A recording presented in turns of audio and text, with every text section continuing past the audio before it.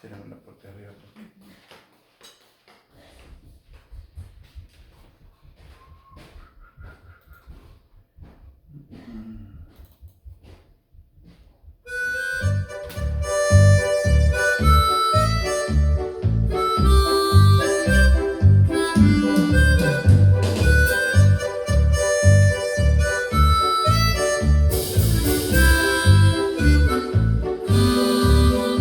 El que quiera seguirme, tome su cruz y sígame.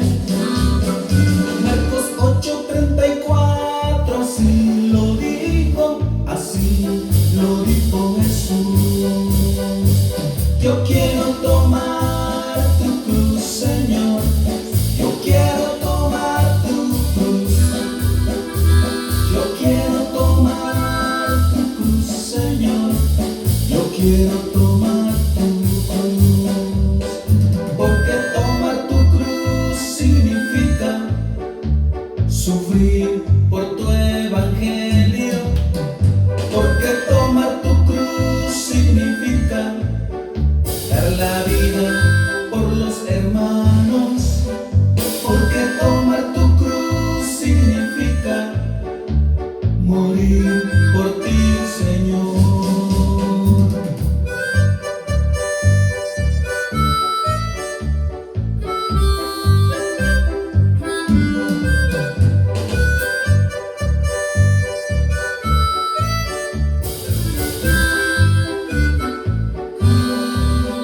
El que quiera seguirme, tome su cruz y sígame. Así tú lo dijiste y aquí estoy, te seguiré, Señor. Yo quiero tomar tu cruz, Señor. Yo quiero tomar tu cruz.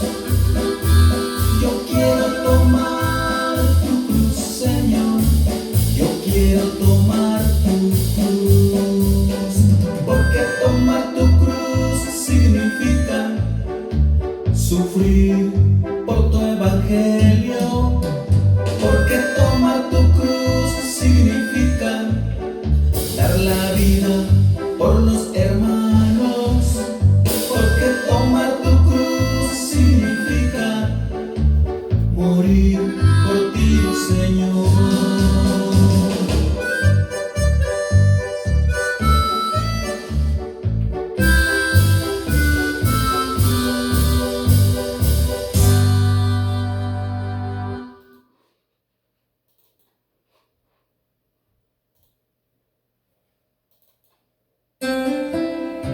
Estás escuchando Radio Católica, evangelizando Atlanta y al mundo entero. Primero oro, será más fácil.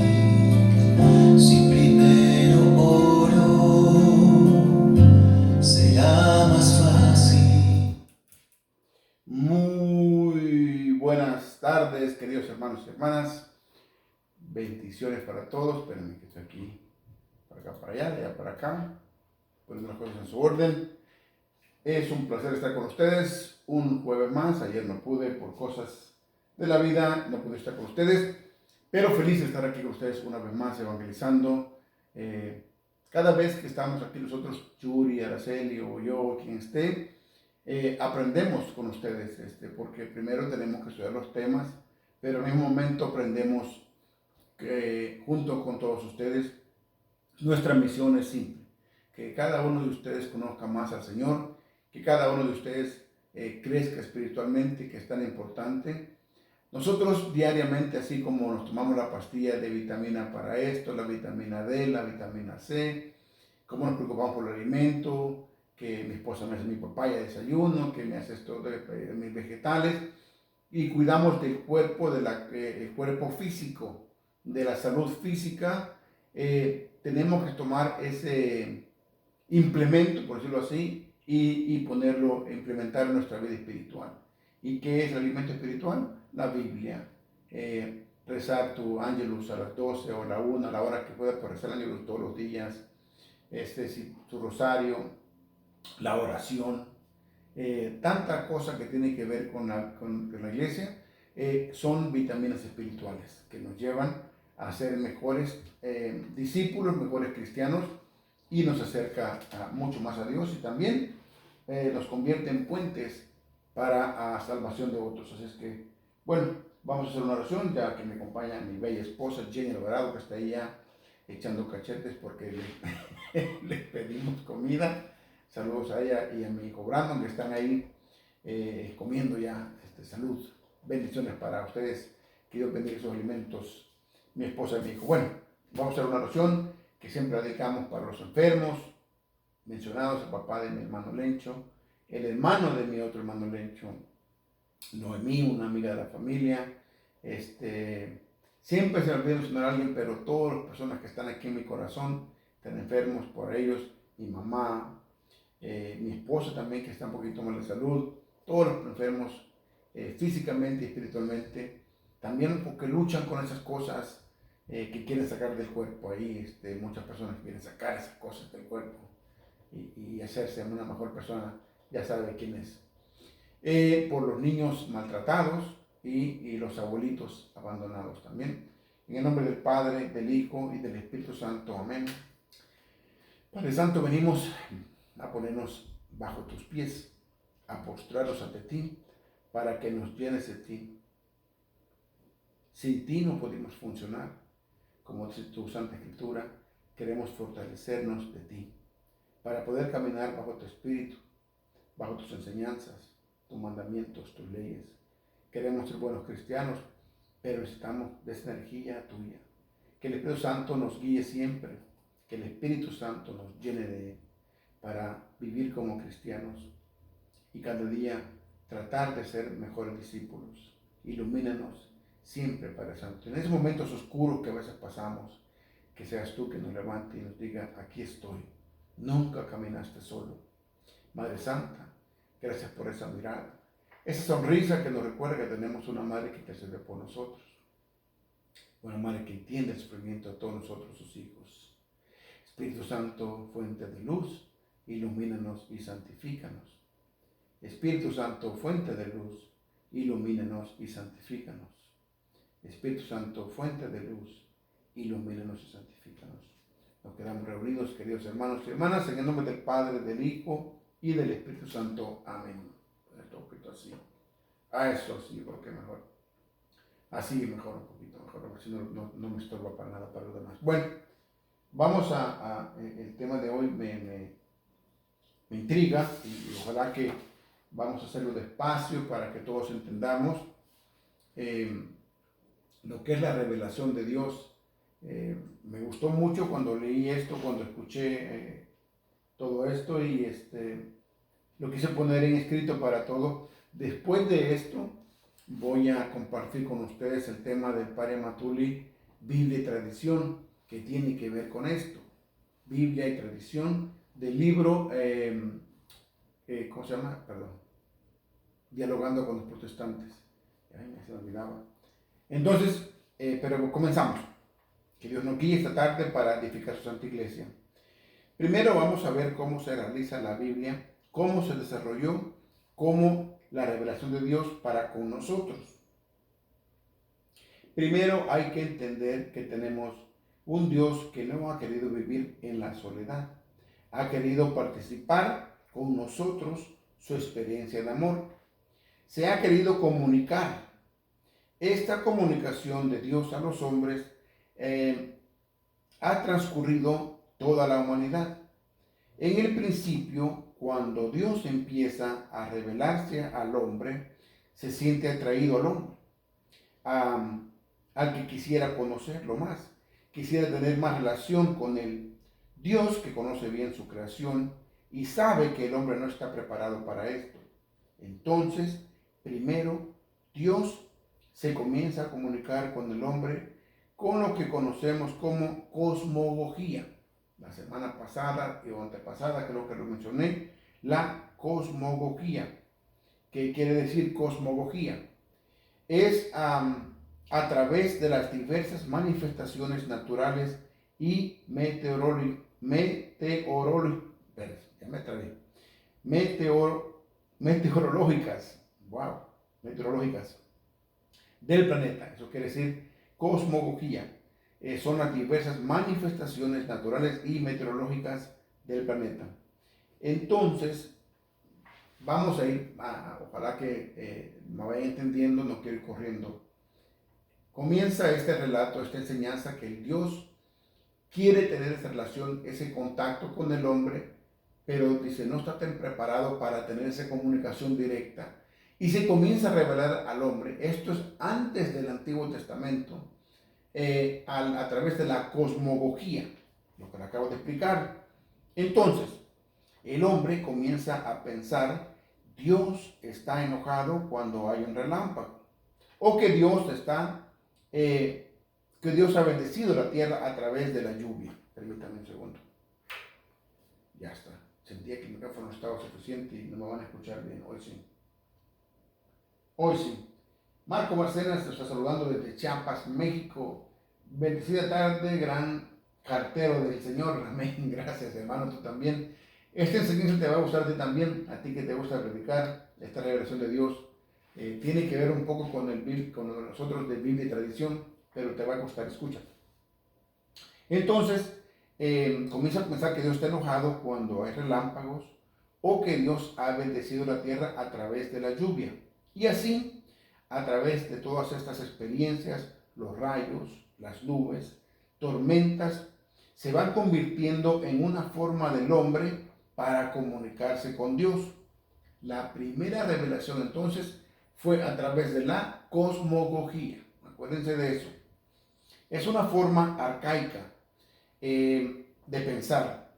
La palabra arcaica quiere decir que pertenece a los primeros tiempos o fases de una cosa que no ha alcanzado todavía su pleno desarrollo. Repito, es una manera arcaica de pensar.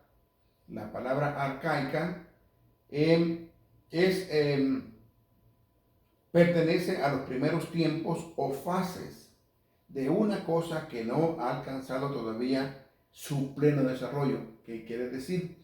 Es una forma de pensar que no está a su plenitud. Eso quiere decir en lenguaje actual.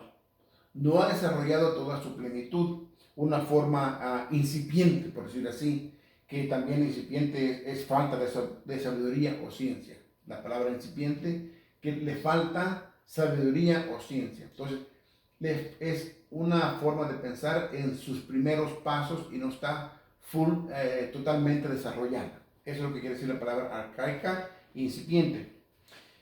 Con el pasar de los tiempos, Dios empieza a tener una relación cercana con el hombre, de las formas mencionadas, y teofonía. La teofonía, que es la manifestación divina de Dios. Repito, con el pasar de los tiempos, Dios empieza a tener una relación cercana con el hombre, de las formas mencionadas, cosmología, y la teofonía, que es la manifestación de la divina de Dios. La primera comunicación la podemos ver en el libro de Génesis. Allí Dios se revela al hombre cuando le habla a Abraham para invitarlo a ser la cabeza de lo que sería el pueblo de Israel. Fíjense, entonces la primera, saludos hermano Gerardo, dice presente Indianápolis, saludos también para ti hermano, bendiciones. Cuando habla con Abraham, la primera comunicación directa con el hombre que le habla a Abraham, que sería la cabeza del pueblo de Dios. Por eso entendamos una cosa. Aunque Cristo fue quien fundó la iglesia comienza cuando Dios crea al hombre y su pueblo. Cuando llama a su pueblo Israel y nosotros el nuevo Israel. Porque la iglesia viene de la Santísima Trinidad. ¿Por qué? Porque Dios la planea, Cristo la funda y el Espíritu Santo la bendice, la guía y la sostiene. Entonces viene de la Santísima Trinidad. Y esta primera comunicación con Abraham, que lo hace para invitarlo a ser la cabeza de lo que sería el pueblo de Israel. su pueblo. Entonces, a lo largo del tiempo, encontraremos estas teofanías con Abraham, Moisés, con los profetas, y así sucesivamente Dios se va manifestando al hombre. Finalmente, dicen las Sagradas Escrituras, se reveló plena y completamente a través de su Hijo, Jesucristo. Y eso sí lo vamos a leer en... Se me quedó muy bien. Hebreos 1, del 1 al 2. Dice, en diversas ocasiones y bajo diferentes formas, Dios habló a nuestros padres por medio de los profetas. Fíjense que dice también esta lectura de diferentes formas. Porque al principio se reveló al hombre como a través de la cosmología, que son los relámpagos, la lluvia, al principio. Ya con Abraham, que dice los profetas, por eso dice, en diversas ocasiones y bajo diferentes formas, Dios habló a nuestros padres por medio de los profetas, hasta que en estos días, que son los últimos, nos habló a nosotros por medio de el Hijo, a quien hizo destinario de todo, ya que por él dispuso las edades del mundo. Entonces, palabra de Dios, que alabamos, Señor. El texto dice, Él es el resplandor de la gloria de Dios y la impronta de su ser. O sea, Jesús es la plena revelación. Cristo viene a ser la plenitud de la revelación de Dios. Entonces, ahora se comunica completamente la palabra de Dios, que se hace carne a través de Jesucristo, la manifestación plena, y se revela dentro de un pueblo. Es un poco confuso esto, la revelación, y esto lo conté porque cuando yo estaba leyendo, yo leí esto 3, 4, 5 veces y lo volví a leer, y hay un libro que se llama, lo tenía aquí en la mano, pero lo acabo de guardar, se llama Vida Cristiana, Introducción al Catolicismo, de Scar Hemes. Ahí está todo eso, también en el libro Didache, ahí van a encontrar todo eso. Y también del padre Ernesto María Caro. Entonces, es confuso, pero vamos, aquí encontré un ejemplo bien práctico y pilas, pongan atención, porque muchos, incluyéndome yo, no sabía esto hasta que comencé a estudiar esto. Veamos un ejemplo con el que tú y yo nos podemos comunicar, entender. Un ejemplo sencillo. Vamos a ver. El ejemplo es el ejemplo de las piñatas. Las piñatas aparecen en la Nueva España como una forma para educar a su gente. Cuando llegaron los primeros evangelizadores, fueron buscando elementos para enseñar la Navidad. Uno de los elementos que usaron para explicar la Navidad, el nacimiento de Cristo, fue el tema de las posadas y las piñatas. Las piñatas eran unas ollas forradas de papel. Unas ollas eran de barro, las rellenaban de papel para darles otro look y les ponían unos picos. Les ponían papel como brilloso alrededor para darle una forma de estrella. La forraban de papel primero y luego les ponían estos picos, por decir así, alrededor para que tomara forma de una estrella. Se llenaba con dulces, con frutas, golosinas, para premiar al que rompiera esta olla. Lo que hacemos ahora todavía.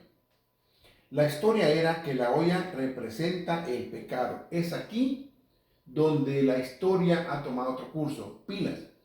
La piñata, para ese tiempo, representaba el pecado, que se presentaba como algo apetitoso.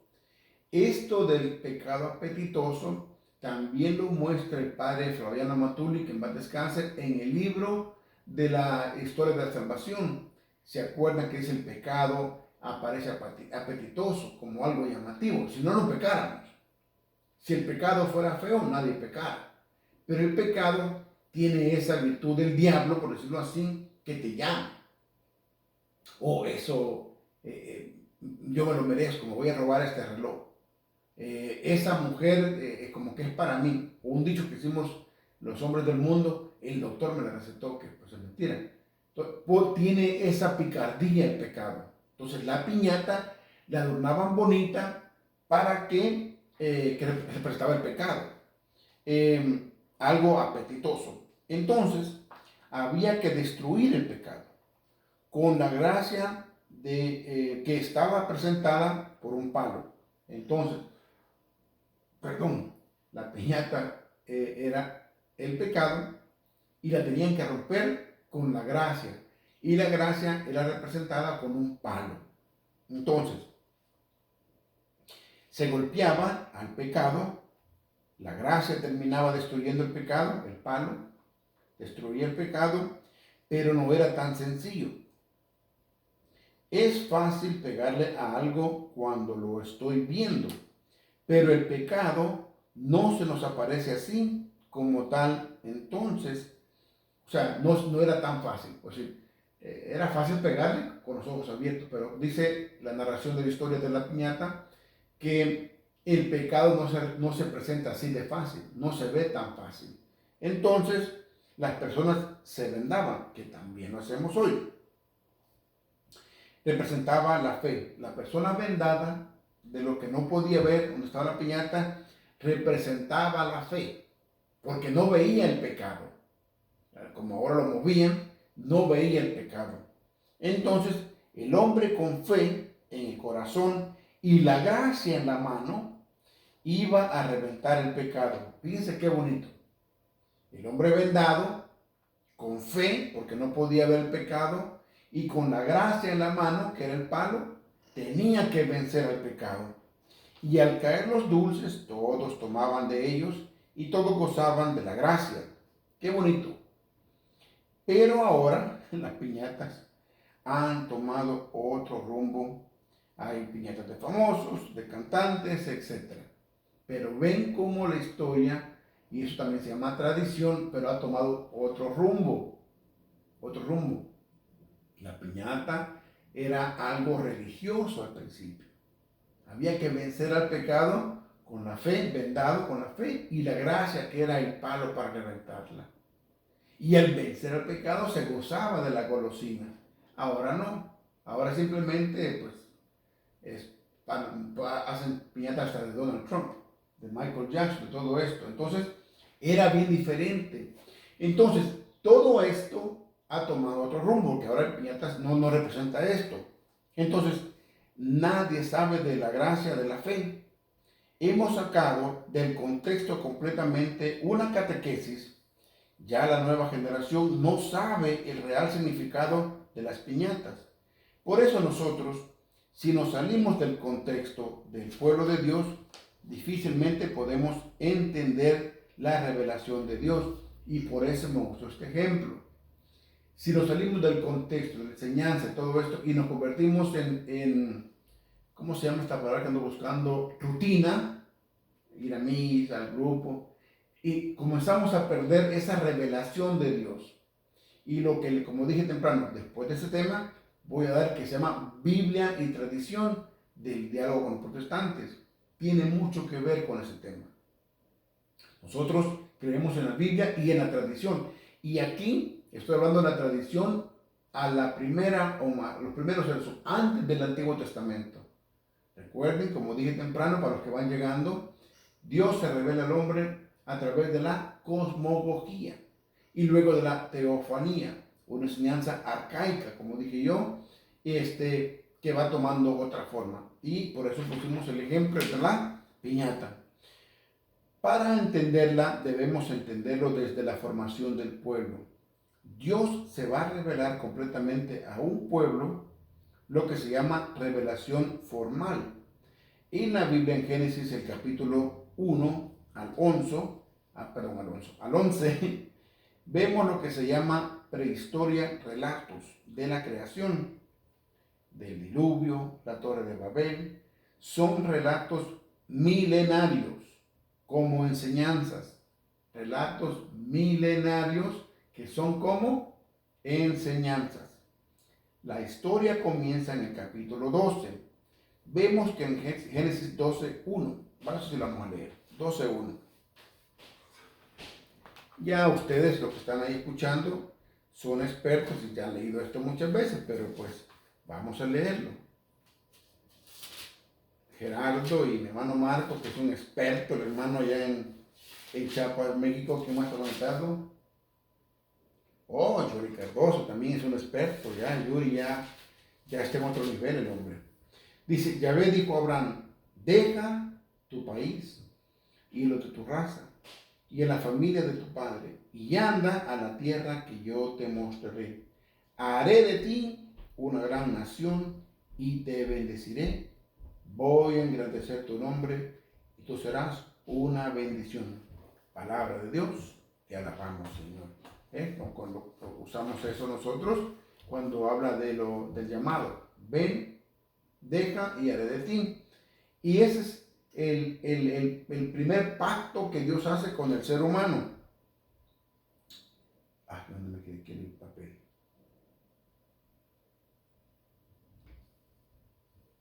Aquí está. Así se inicia el pueblo de Dios. Pero voy a, vamos a ir viendo cómo esta revelación de Dios viene, ¿cómo les explico? Viene como con un compromiso de Dios y de nosotros. Primero de Abraham, Israel y nosotros. Él se revela y hace un pacto con el ser humano. Pero bueno, Dios llama al hombre, comienza a manifestarse a través de su palabra. Quiere una alianza, primero con Abraham, Moisés y así sucesivamente. Vemos la primera alianza en Génesis 15, 12 al 20. Yo sí lo vamos a leer. La primera alianza, Dios le promete a darle una tierra, una alianza recíproca. Ya les voy a explicar qué es eso. Repito, vamos a leer, ahorita lo leo, Génesis 15, 12 al 20.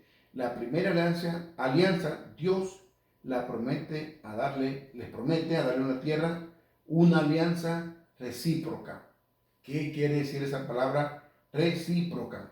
Quiere decir una mano de la otra. Quiere decir, yo te doy, tú vas a ser mi pueblo, yo te voy a cuidar, yo te voy a dar todo lo que pero tú vas a cumplir con mis relatos, con mis leyes, con mi palabra. Eso quiere decir la palabra recíproca. Pero vamos a leer Génesis y después sigo explicando. Esta parte me encantó cuando yo lo leí. Dije, tiene sentido que Dios hace ese primer pacto, pero casi nunca entendemos que el pacto viene con un compromiso. 15, 12 al 20. Cuando el sol estaba a punto de ponerse, Abraham cayó en un profundo sueño y se apoderó de él un terror y una gran oscuridad. Entonces Yahvé le dijo, debes saber, desde ahora tus descendencias serán forasteros en una tierra que no es suya.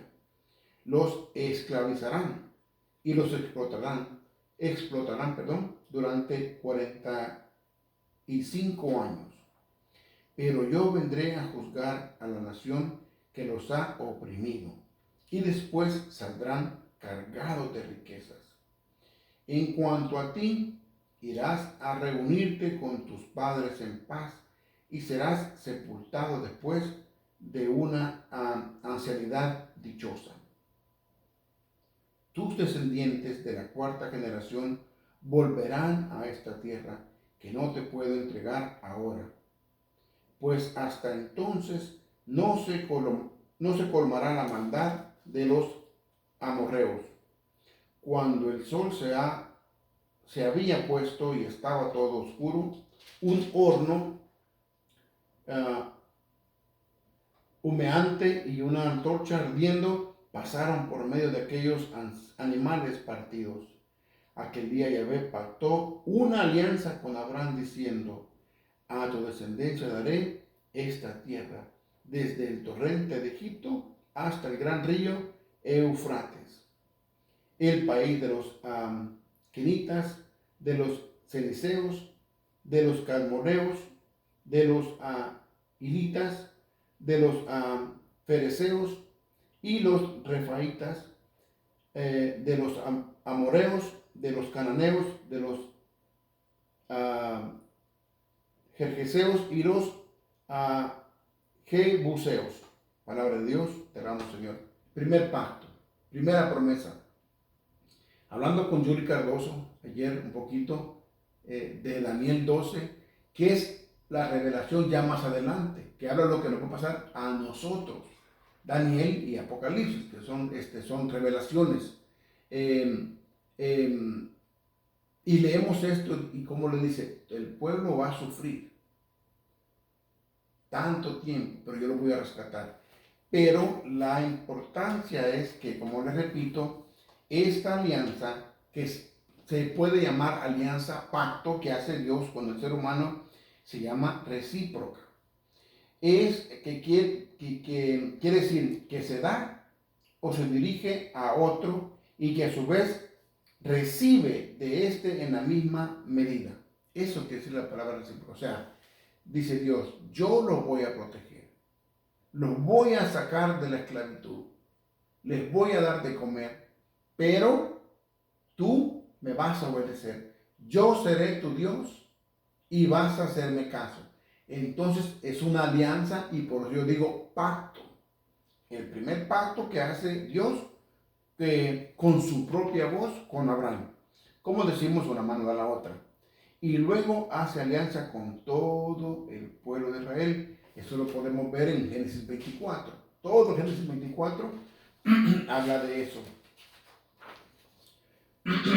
Me está sacando una traje agüita. Pero no basta con una alianza. Debía haber una ley, un pacto, que es lo que acabo de decir yo. Porque si no, sería como, te voy a hacer un favor y tú no te preocupes, tú no pasa nada. No.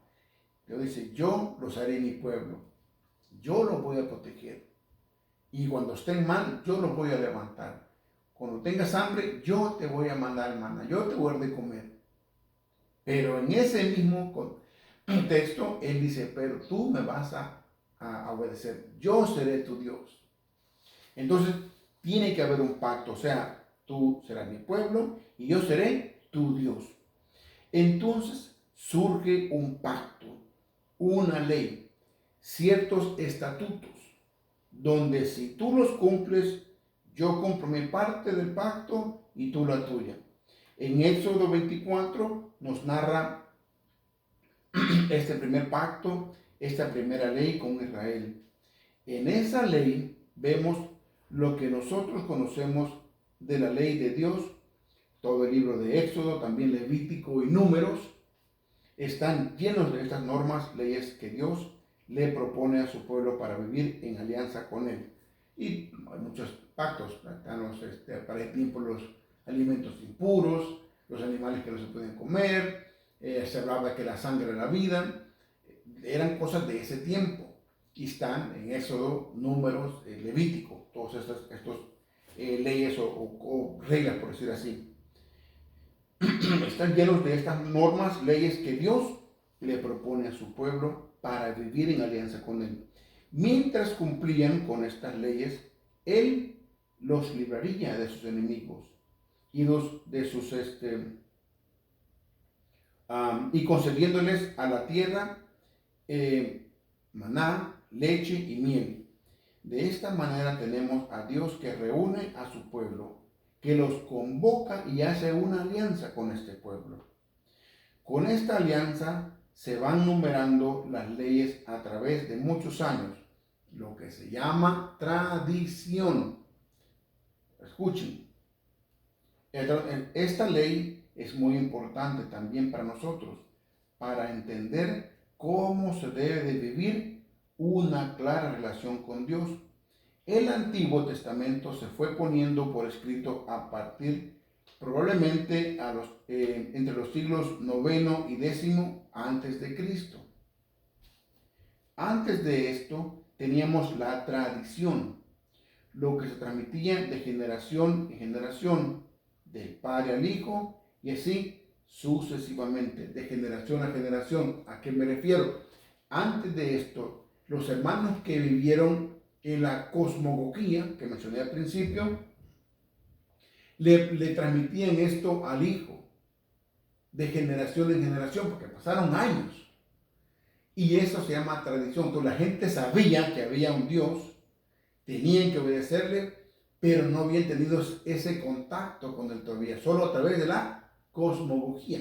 Entonces, ¿cómo sabemos? Porque se lleva la tradición hasta el día de hoy. Por eso hablamos de la tradición de las piñatas, como la tradición también se puede ir por otro lado. Entonces, que se transmitía de generación en generación, del padre al hijo, y así sucesivamente. Si consideramos que Abraham saldría de Ur Caldea aproximadamente en el año 2000, año 2000 antes de Cristo, tendríamos que durante 10 siglos hasta el establecimiento del reino de Israel, aproximadamente 1000 años antes de Cristo, tendríamos solamente ahí tradiciones. Repito para que despacito. Si consideramos que Abraham saldría de Caldea aproximadamente en el año 2000 antes de Cristo, tendríamos que durante 10 siglos hasta el establecimiento del reino de Israel, aproximadamente 1000 siglos, años antes de Cristo, tendríamos solamente ahí tradiciones, que quiere decir, antes que esto existieran las leyes, había pura tradición, lo que se transmitía de padre a hijo y de generación en generación. Algunas tal vez escritas, pero en 10 siglos solamente tradición oral. 10 siglos. 10 siglos donde la única comunicación de Dios era la cosmología. Cuando el hombre pensaba, se estaba tornando, Dios está enojado. Si llovía, decía, Dios está contento. Se llamaba la manifestación de Dios a través de la cosmología. Entonces, solo era oral. Claro, que se sabía que había que celebrar y que había un solo Dios, como acabo de decir. Sabían que había un solo Dios, que había una ley, pero no había nada en escrito. Sabían que tenían que portarse bien. Entonces vemos que el proceso de la escritura sería una tardía en el pueblo de Dios, un proceso largo. Se comienza entre los siglos IX y el X y se terminará entre 50 y 60 años después de Cristo. Muchos años después. Todavía se hicieron unos ajustes. El Antiguo Testamento fue escrito a lo largo de 10 siglos. Vemos entonces la importancia de la tradición en el pueblo de Dios, viviendo con Dios, que se ha revelado y su revelación se va transmitiendo de generación en generación. ¿Cómo llamamos nosotros los católicos al católico ese ¿cómo se llama? De pura costumbre? Porque el abuelito le llevaba a misa, porque el abuelito lo bautizó. Se llama tradición también, pero ya lo hacen como una costumbre. Básicamente es lo mismo. Entonces dice, Dios se va revelando y su revelación se va transmitiendo de generación en generación. Como vemos, las Santas Escrituras se escribieron poco a poco, pero también existe la tradición. Esa tradición también se fue poniendo por escrito, pero no quedó consignada como parte de la revelación de Dios. Pero tenemos algunos libros. Antes de mencionar esto, les voy a dar un ejemplo. Tradición como Lucas. Lucas, dicen los hermanos evangélicos, si usted les pregunta, ¿quién escribió la Biblia? Pues los apóstoles. Ellos vivieron con él y escribieron todo. Falso. Lucas no conoció a Cristo. Y si ven, al principio de Lucas dice que él investigó, como un reportero averiguó. ¿Qué averiguó? La tradición. Entonces, Lucas no conoció a Cristo. Marcos no conoció a Cristo. San Pablo no conoció a Cristo. ¿Qué escribieron? La tradición. Lo que escucharon, lo que averiguaron, lo que a ellos les enseñaron, lo que escuchaban en las iglesias. Eso fue lo que ellos escribieron. Entonces, como dije ahorita, como vemos, las Santas Escrituras se escribieron poco a poco, pero también existe la tradición. Esa tradición también se fue poniendo por escrito, pero no quedó consignada como parte de la revelación de Dios. Pero tenemos algunos libros, vamos a mencionar dos. La tradición judía. Uno es el Mishnah, así se llama, el Mishnah, introducción, enseñanza y aprendizaje de la tradición judía. Recordemos que los judíos tienen que ver, también ellos, acuérdense que decían de los libros, cuando quitaron los 7 libros de la Biblia, decían no, porque tenían que estar escritos en hebreo. Y quitan estos libros y de ahí los evangélicos se agarran y dijeron, también nosotros aceptamos esa Biblia judía. Pero eso no es así. ¿Por qué? Porque Jesús no le dio autoridad a los judíos. Le dio autoridad a sus apóstoles, a sus discípulos. 2. Si ese criterio fuera de verdad, todo el Nuevo Testamento no existiera, porque el Nuevo Testamento fue escrito en griego, no en hebreo. Entonces no tiene sentido lo que los judíos dicen. Pero este libro de ellos se llama el Mishnah, que se llama la introducción, enseñanza y aprendizaje a la tradición judía, donde para ellos se refleja esta alianza con Dios. Y el libro que se llama Kabbalah, se escribe como español o con Q, Kabbalah o Kabbalah, que es un libro judío, sistema de interpretación mística y alegórica del Antiguo Testamento. Entonces tenemos, por un lado, la revelación oficial, que es la Sagrada Escritura o el Torá. Para los judíos se llama el Torá. Las Sagradas Escrituras para los judíos se llama el Torá. Y otros libros de tradición. Ahora, el Nuevo Testamento es lo mismo. Dios va a convocar a su pueblo, pero ahora a través de su palabra, Jesucristo, la palabra encarnada, esta palabra va a convocar también al pueblo, a la nueva alianza. Vamos a ver Marcos 3, 13 y 14, cuando él llama a los apóstoles. Recordemos eso, pero sí que lo leemos. Vamos a ver qué más está hablando. Yuri Cardoso fue el último. Vamos a ver Marcos, mientras descanso en la... Marcos, ¿qué dije? 3, 13 al 14.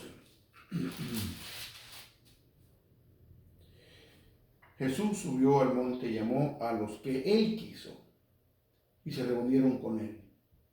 Así instituyó a los 12, a los que llamó también apóstoles, para que estuvieran con él y para enviarlos a predicar, dándoles poder para echar demonios. Palabra del Señor.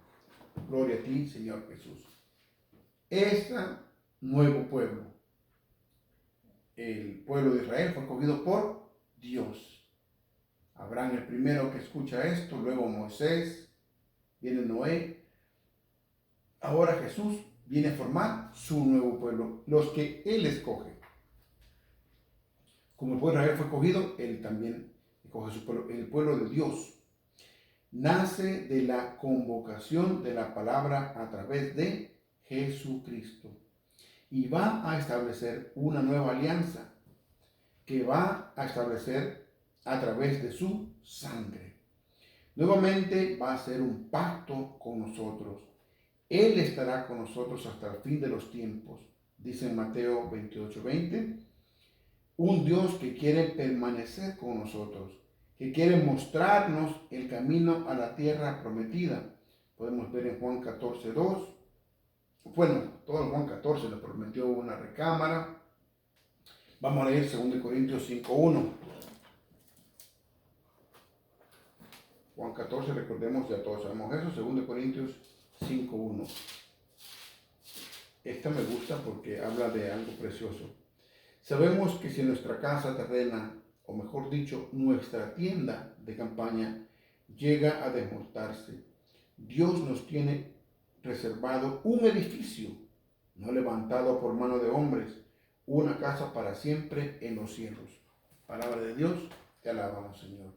Algo mejor, un pacto, y le promete, le dice, si tú cumples conmigo, yo cumplo con mi parte, y tú con la tuya llegarás a una vida entera. La misma alianza que hace Dios con el pueblo de Israel, le dice, yo seré tu Dios. Tú vas a cumplir con lo mío y yo con lo mío y tú con lo tuyo, y ese pacto, esa nueva alianza nos llevará a tener una perfección. Entonces, ahora con Jesús no es la tierra que maná, no es ni leche ni miel, sino donde habrá vida eterna. ¿Se acuerdan que Él le promete miel, leche y todo ese maná? Dios hace una alianza no con un cordero, como lo leímos en Génesis. Ya fue Él, por eso decimos el Cordero de Dios que quita el pecado del mundo. La nueva alianza ya no es con un sacrificio de un cordero o una cabrita, sino que es Él. Él, con su sangre, por eso dice en Hebreos 20, 28 al 30, que firma con su sangre. Entonces, es la nueva alianza. En Génesis, sino el Cordero que es Jesucristo. Vemos eso en Mateo 26, 26. Vamos a leerlo también. ¿Qué razón? Vamos bien. Vamos bien. Ojalá que vayan entendiendo.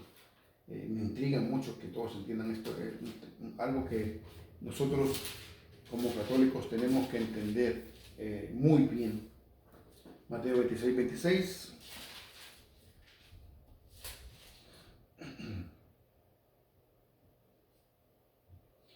Mientras comían, Jesús tomó pan, pronunció la bendición, lo partió y lo dio a sus discípulos diciendo, tomen y coman, esto es mi cuerpo. Después tomó una copa, dio gracias y la pasó diciendo, vengan, beban todos de ella, esto es mi sangre, la sangre de la alianza que es derramada por muchos para el perdón de sus pecados. Palabra del Señor. Gloria a ti, Señor Jesús. La alianza, que ya no es con un cordero, sino con su sangre. Un nuevo pacto. Un pacto perfecto en la sangre de Jesús. Un pueblo convocado. ¿Por qué se llama un pacto perfecto? ¿Por qué es un pacto perfecto? Porque aquí no nos promete solo comida, nos promete vida eterna. Y el sacrificio es Él. Por eso se llama pacto perfecto. Él nos dice a ti y a mí, yo les voy a dar a ustedes salud, les voy a dar inteligencia para que lean y me conozcan, les daré pies, boca y oído para que escuchen y prediquen mi palabra, para que me traigan ovejas, y yo les prometo una vida eterna. Van a vivir bajo mis mandatos. Juan 14, 15.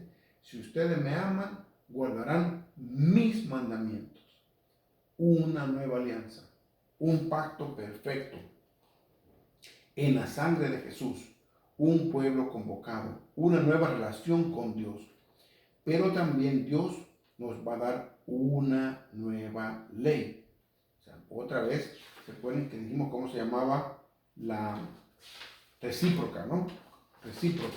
A ver.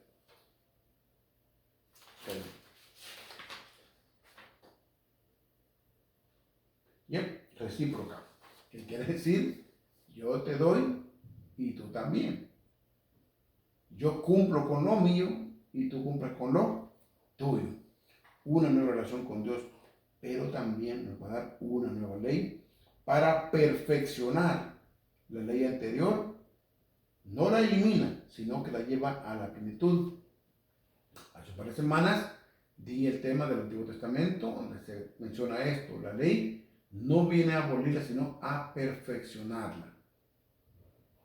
Entonces, la lleva a la plenitud. Vamos a ver Juan 15:12, la ley de Jesús. Juan 15:12.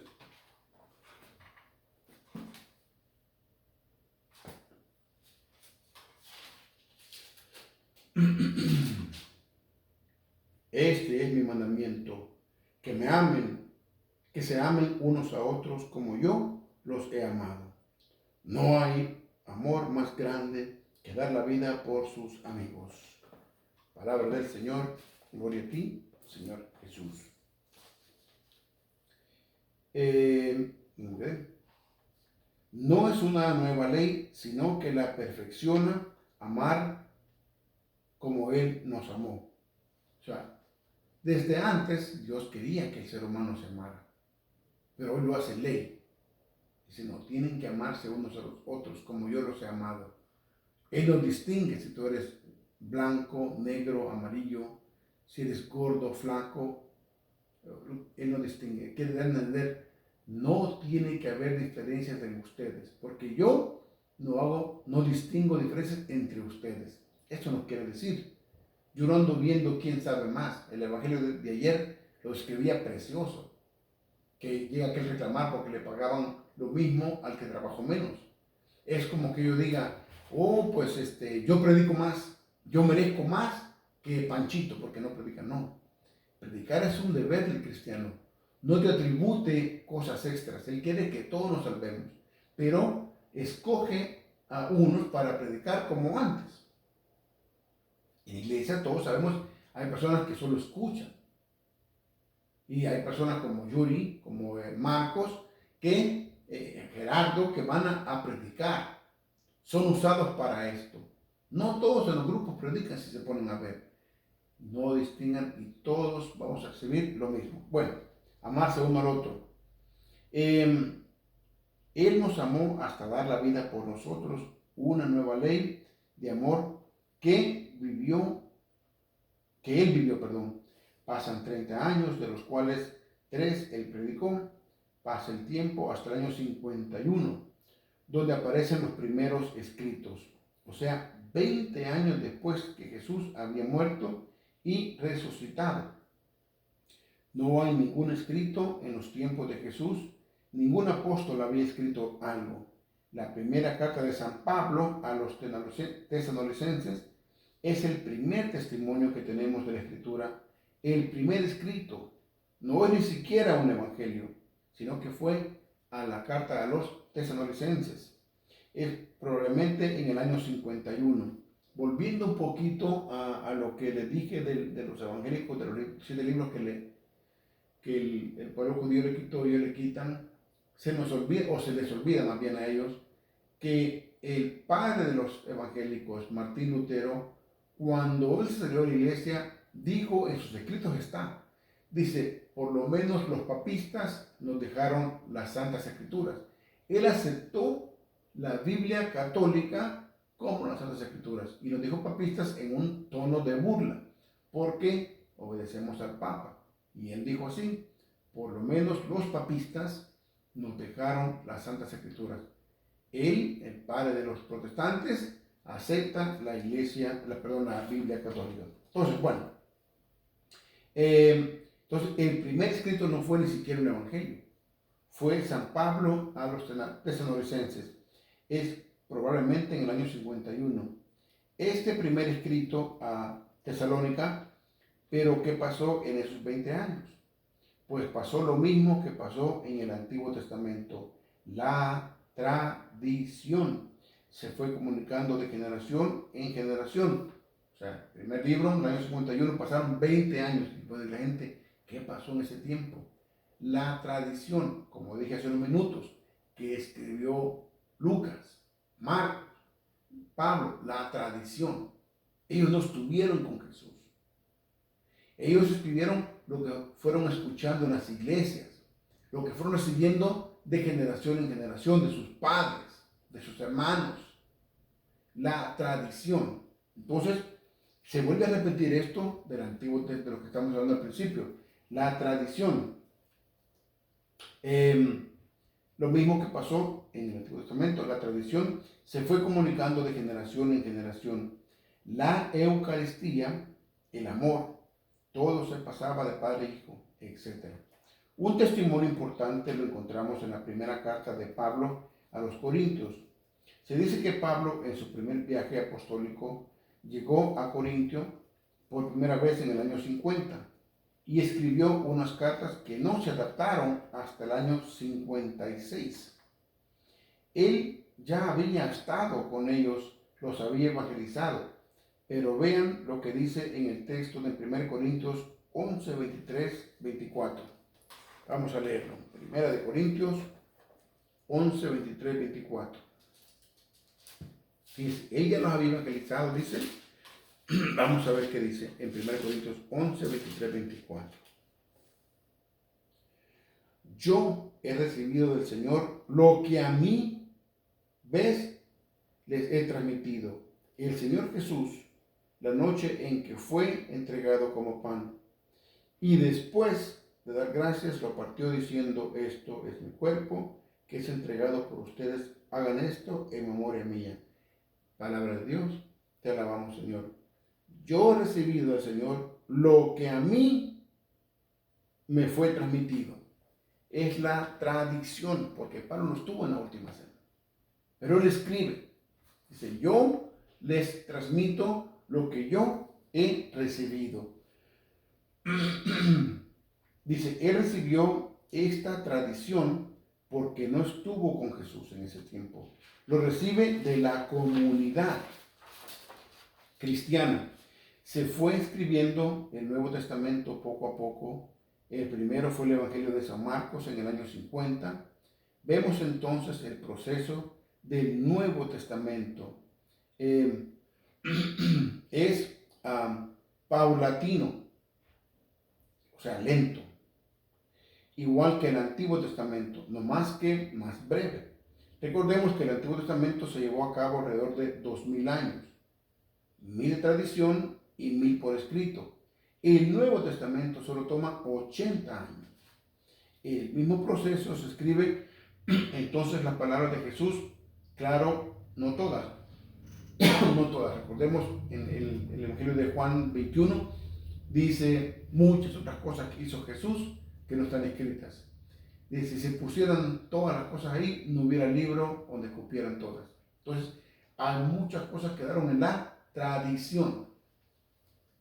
Sabemos que muchas se quedaron en la tradición junto con lo que tenemos como en el Antiguo Testamento.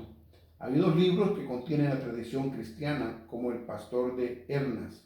Este libro apúntenlo, fíjense. Dice, sabemos que muchas se quedaron en la tradición, junto con lo que tenemos como la del Antiguo Testamento.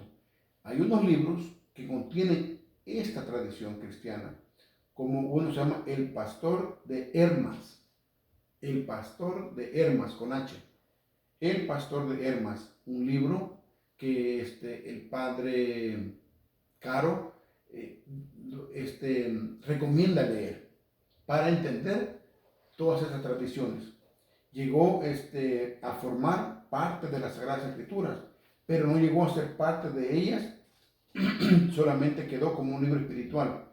Llegó a ser considerado, pero no llegó a ser parte de las Escrituras, y quedó solamente como un libro espiritual, que contiene mucha parte de la tradición y que nosotros los católicos seguimos leyendo y aceptamos como tradición apostólica.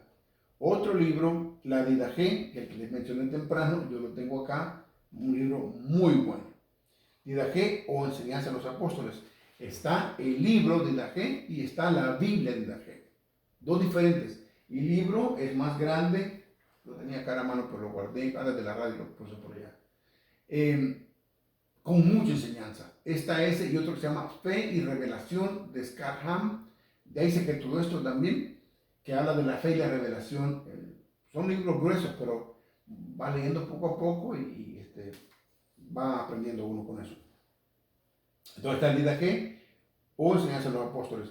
De los más antiguos, escritos alrededor del año 60, ahí encontramos, o sea, el Didaché fue el más antiguo escrito, como en el año 60, decía. Ahí encontramos muchos elementos de la primera comunidad, los elementos que la primera comunidad vivía. Otro es la carta de Diogneto, una carta apologética, donde podemos llamar Diogneto, D-I-O-G-N-E-T-O,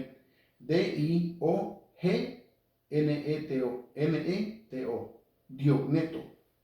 Dice, una carta apologética donde podemos ver todas las costumbres, lo que la comunidad pensaba y los cristianos sobre ellos. Esto es tradición en escrito, también como los escritos de San Agustino, San Policarno, San Ignacio de Antioquía. Todos ellos escribieron diferentes libros en diferentes momentos y a través de ellos vamos complementando nuestra enseñanza que Jesús nos dejó en el Nuevo Testamento. Buena hora. Bueno.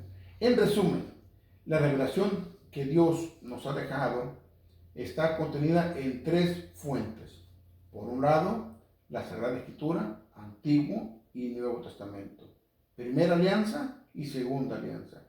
Y vemos que el mismo Jesús, en Mateo 5, donde Jesús claramente ha venido a abolir la ley 5:17, por ahí, no la vamos a leer.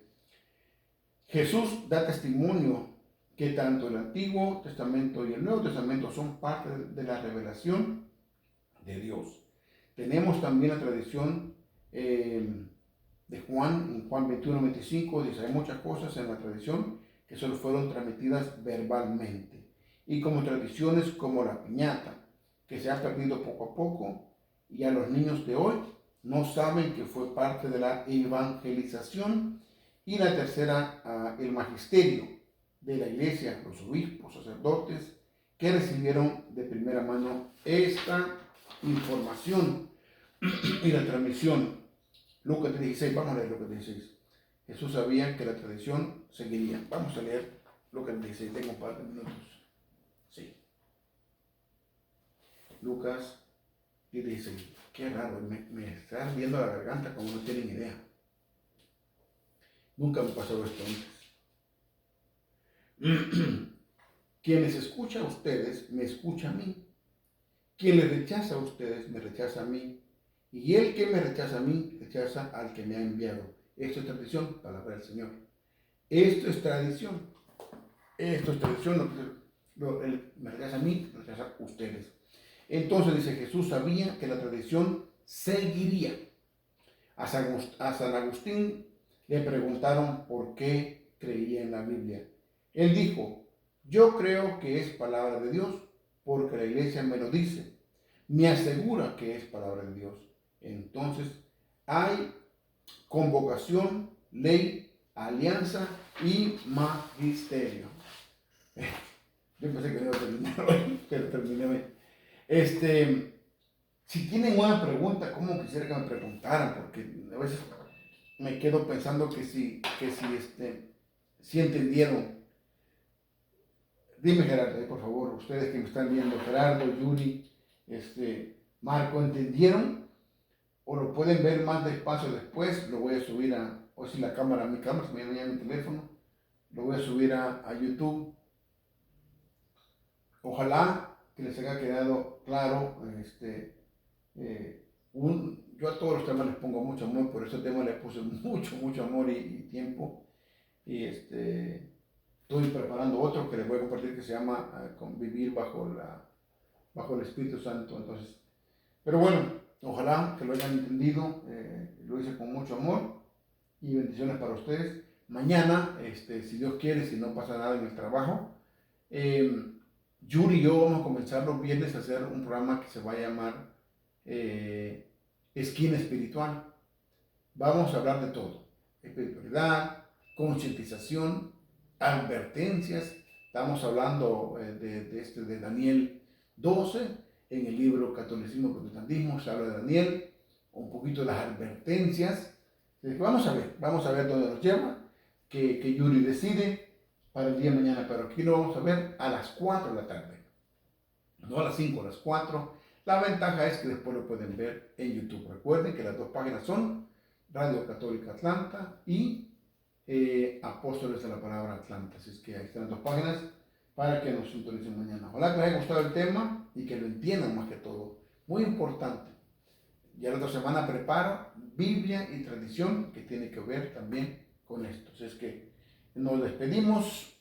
Muchas gracias por haber estado conmigo, los que estuvieron ahí en vivo. Muchas bendiciones y nos vemos mañana si Dios quiere. Recuerden también el martes hasta aquí Yuri Cardoso con Araceli Hernández, es decir, Araceli Arámbula Hernández. Nos vamos en el nombre del Padre, del Hijo y del Espíritu Santo. Amén. Muchas bendiciones. Dulce Madre, no te alejes, tú viste a nosotros no apartes. Ven con nosotros a todas partes y solo nunca nos dejes. Ya que nos quieres tanto como verdadera Madre, haz que nos bendiga el Padre, el Hijo y el Espíritu Santo. Amén. Muchas bendiciones. Hasta mañana.